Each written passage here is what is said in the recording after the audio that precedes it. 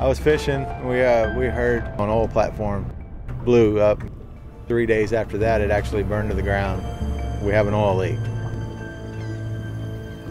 What we're concerned with, what are our long-term effects going to be? You know, where are we going to be in 5 years?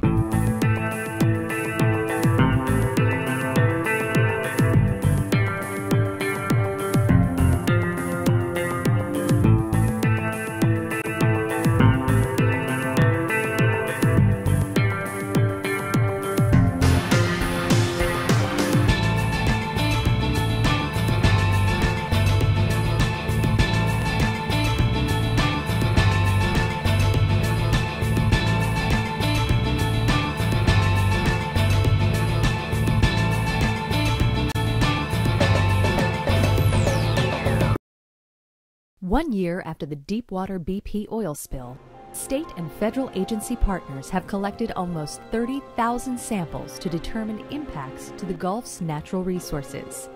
It's an unprecedented number of samples compared to any other U.S. oil spill. Different types of samples are analyzed for different reasons. Today, we'll show you samples used to inform the Natural Resource Damage Assessment, the process that determines how an oil spill affects the environment and ensures the responsible parties pay for restoration. 8 centimeters.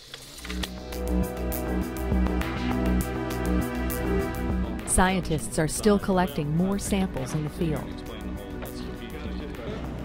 The samples are transported to the lab in coolers and checked in at a receiving facility. The coolers are sealed with custody tape to protect samples from tampering. Each sample is checked for integrity, assigned a lab ID, and logged into a database. This allows scientists to track samples through the analysis process. Hi, I'm Jeff Hardenstein, and today we're going to dissect a giant isopod known as Bathynomus gigantus. They're found at depths of about 1,200 to 2,400 feet. This creature was collected in the deep water in the Gulf of Mexico. Isopods are crustaceans, and they can be found on the land or in water. So I'm going to remove this mussel from underneath his belly, and these are going to be one of the samples that we're going to analyze for chemicals found in oil. And when this guy curls up in a ball, he'll take those mussels and just curl himself up, and he can hide and look like that. Just like those pill bugs underneath the wood in your backyard. A typical analysis of an isopod or any kind of tissue sample is about 3 weeks. Before oil analysis begins, scientists must first extract the compounds related to oil or other contaminants from the samples.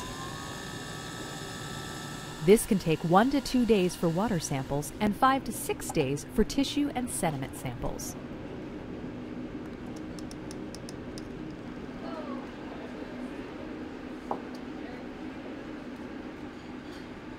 The extraction process is similar to pouring hot water through coffee grounds to make coffee.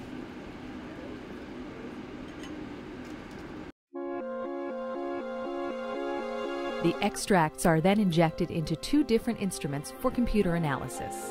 They separate the compounds and identify them. Scientists will be looking for several classes of compounds related to petroleum and oil. It takes about 90 minutes for each extract to run its course on each instrument. This is the data output from the instruments. It's called a chromatogram. The peaks help scientists determine what and how much of a compound is in each sample. Scientists evaluate the data against quality control samples to be certain there were no errors in the analysis process. All data are entered into a database and go through at least 5 levels of review, including a third-party quality control reviewer who validates the data for accuracy. In total, samples can take 3 to 8 weeks to analyze, depending on the type of sample.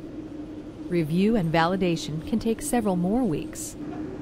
So with tens of thousands of samples to analyze, reporting results publicly can take months. More than 15,000 chemical analyses have been completed and validated to date. While the process of properly analyzing samples takes time, it will help ensure a complete understanding of the impacts of this disaster.